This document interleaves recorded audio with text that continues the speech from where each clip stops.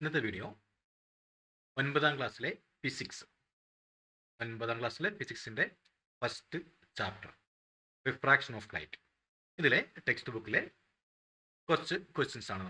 ആദ്യത്തെ കുറച്ച് ക്വസ്റ്റ്യൻസ് മുമ്പത്തെ വീഡിയോയിൽ ചെയ്തിട്ടുണ്ട്. തുടർന്നുള്ള question refraction in a glass lab അത് മുതലാണ് നമ്മൾ ചെയ്യുന്നത്. അപ്പോൾ ഈ ഫിഗർ നോക്കുക. അവിടെ ഗ്ലാസ് ലാബിൽ കൂടെ ലൈറ്റ് റേസ് പോകുന്ന ഒരു ഫിഗർ കൊടുത്തിട്ടുണ്ട്. അതിനെ തുടർന്നുള്ള കുറച്ച് ക്വസ്റ്റ്യൻസ് ആണ് നമ്മളിപ്പോൾ തുടക്കത്തിൽ ചെയ്യുന്നത്. ആദ്യത്തെ ചെറിയ ക്വസ്റ്റ്യൻ ആയതുകൊണ്ട് തന്നെ ഇവിടെ തന്നെ ആൻസർ എഴുതുന്നു. ഓരോ വേർഡിൽ എഴുതാൻ പറ്റുന്ന ആൻസറേ ഉള്ളൂ. അതുകൊണ്ട് ഇതിൽ തന്നെ ചെയ്യുന്നു, വേറെ പേജിലേക്ക് പോകുന്നില്ല. Did you observe the path of light? നമുക്ക് ഫിഗറിൽ ആ ലൈറ്റിൻ്റെ പാത്ത് കാണാൻ പറ്റുന്നുണ്ട്. വെറുതെ ആൻസർ ചെയ്തേക്കാം. At which point do refraction occur for the ray of light? ഏത് പോയിന്റിലാണ് അവിടെ ലൈറ്റ് റേസിന് റിഫ്രാക്ഷൻ സംഭവിക്കുന്നത്? അപ്പോൾ ആദ്യം ലൈറ്റ് റേസ് എയറിൽ നിന്നും റെയർ മീഡിയത്തിൽ നിന്നും ഗ്ലാസ് ലാബിലേക്ക് വരുന്നു. അത് ക്യൂ എന്നുള്ള പോയിന്റിൽ. അതിനുശേഷം അവിടെ ആർ എന്നുള്ള പോയിന്റിൽ വെച്ചിട്ട് ഗ്ലാസ് ലാബിൽ നിന്നും എയറിലേക്ക് വീണ്ടും പോകുന്നു.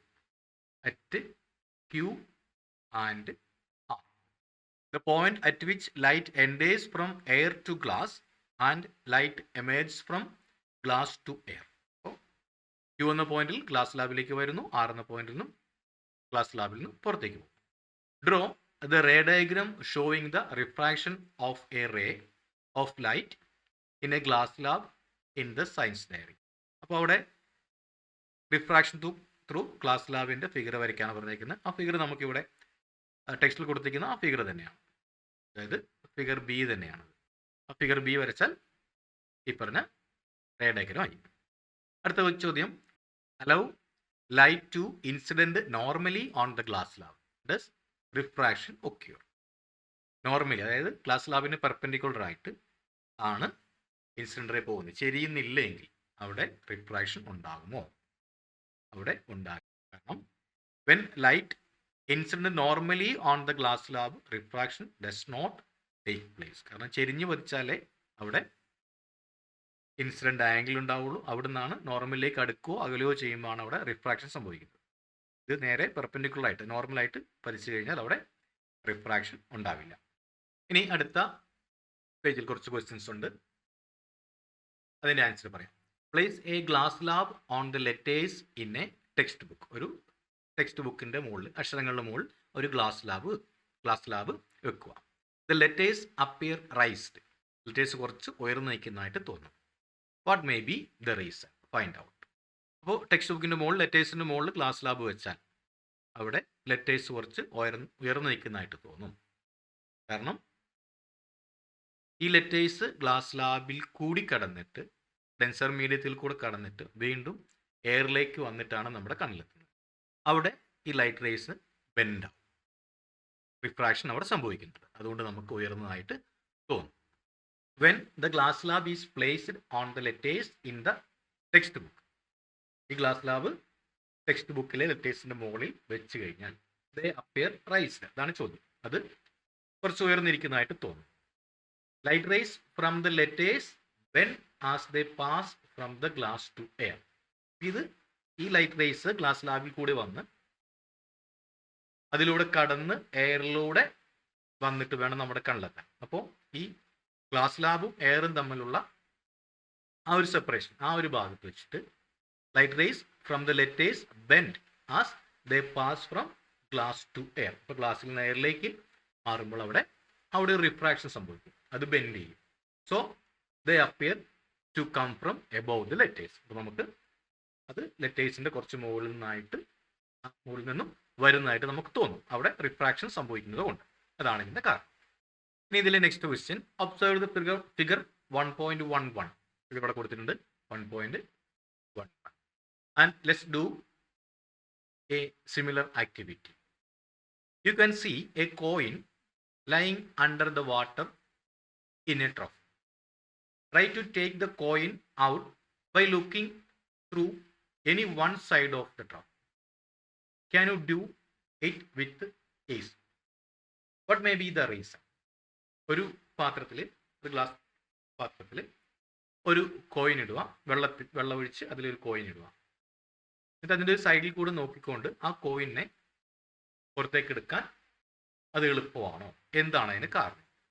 ഇവിടെ ഈ വെള്ളത്തിനുള്ളിൽ കോയിൻ ഇട്ട് കഴിഞ്ഞാൽ നമ്മൾ ആ കോയിനെ കാണുന്നത് കോയിൻ കുറച്ച് ഉയർന്നിട്ടായിരിക്കും. അതായത് തൊട്ട് മുമ്പത്തെ ക്വസ്റ്റ്യനിൽ പറഞ്ഞ പോലെ തന്നെ ഇവിടെ വെള്ളത്തിൻ്റെ ഒരു ലെയർ, അത് ഡെൻസർ മീഡിയം, അതിൽ നിന്നും റെയർ മീഡിയം എയറിലേക്ക് വന്നിട്ട് ആ സമയത്ത് ഈ കോയിലിൽ നിന്നും വരുന്ന ലൈറ്റ് റേസിന് ആ റേസ് ബെൻഡ് ആവും. അപ്പോൾ നമ്മൾ കാണുന്നത് അതിൻ്റെ കറക്റ്റ് പൊസിഷനിലായിരിക്കില്ല, കുറച്ചുകൂടെ ഉയർന്നു നിൽക്കുന്നതായിട്ടായിരിക്കും നമ്മൾ ആ കോയിനെ കാണും. അതുകൊണ്ട് തന്നെ സൈഡിൽ കൂടെ നോക്കിയിട്ട് കോയിൻ്റെ കറക്റ്റ് പൊസിഷൻ നമുക്ക് കിട്ടാത്തതുകൊണ്ട് നമുക്ക് റിഫ്രാക്ഷൻ നടന്ന റേ ആണ് നമ്മുടെ കണ്ണിലേക്ക് എത്തുന്നത്. അതുകൊണ്ട് തന്നെ കൃത്യമായിട്ട് നമുക്ക് കിട്ടൂല, അത് എളുപ്പമല്ല. ആൻസർ നമുക്ക് എഴുതാം. Refraction of light take place when light travels from water to air. അപ്പോൾ ഈ കോയിലിൽ നിന്ന് വരുന്ന light rays water to air, വാട്ടറിൽ നിന്നും എയറിലേക്ക് വരുമ്പോൾ അവിടെ റിഫ്രാക്ഷൻ നടക്കുന്നു. So the coin placed under water appears raised. തൊട്ട് മുമ്പിലത്തെ ചോദ്യത്തിൽ പറഞ്ഞ പോലെ തന്നെ ലെറ്റേഴ്സ് റൈസ് ചെയ്ത് കാണുമെന്ന് പറഞ്ഞ പോലെ തന്നെ ഇവിടെ കോയിനും കുറച്ച് മുകളിലായിരിക്കും കാണുക. So we cannot easily pick up the coin. Correct position നമുക്ക് കിട്ടൂല, അതുകൊണ്ട് അത് എളുപ്പമല്ല. ഇതിലെ next question, the bottom of a pond appears elevated when viewed from a distance than from a nearer point. Why? ഒരു കുളം, അതിൻ്റെ അടിഭാഗം കുറച്ചുകൂടെ ഉയർന്നതായിട്ട് നമുക്ക് തോന്നും. കുറച്ച് അടുത്ത് നോക്കുന്നതിനേക്കാൾ കുറച്ചുകൂടെ ഉയർന്നതായിട്ട് തോന്നും അകലെ നിന്ന് നോക്കുമ്പോൾ. അതിൻ്റെ റീസൺ ഇവിടെയും റീസൺ ഈ റിഫ്രാക്ഷൻ തന്നെയാണ്.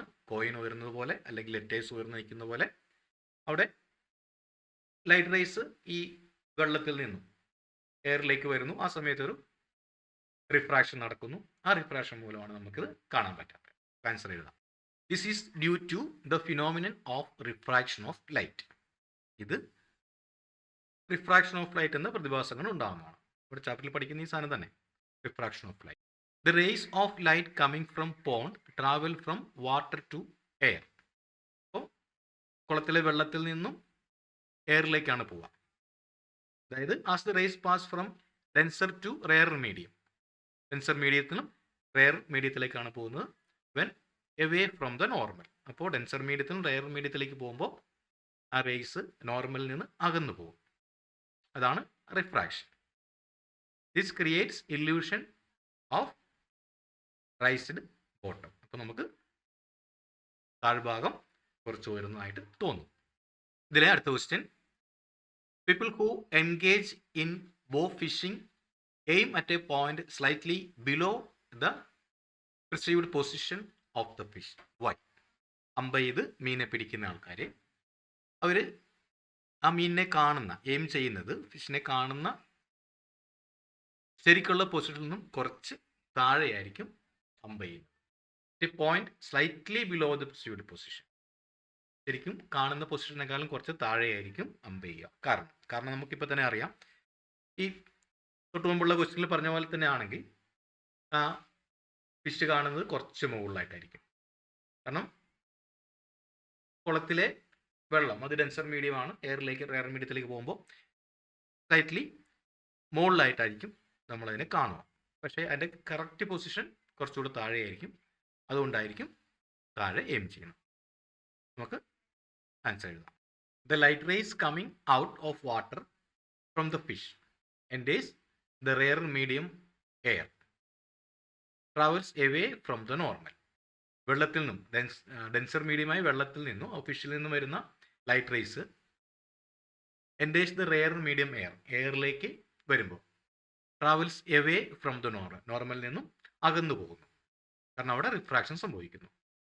This causes the image to form at higher position than the original. അപ്പോൾ ആദ്യം ഉണ്ടായിരുന്ന ശരിക്കും ഉള്ള ഒറിജിനൽ പൊസിഷൻ, ഫിഷ് എവിടെയാണോ ഉള്ളത് അതിൻ്റെ ഒറിജിനൽ പൊസിഷനേക്കാളും കുറച്ചുകൂടെ ഉയർന്ന സ്ഥലത്തായിട്ടാണ് ഫിഷിനെ കാണാൻ പറ്റുക, റിഫ്രാക്ഷൻ സംഭവിക്കുന്ന മൂലം.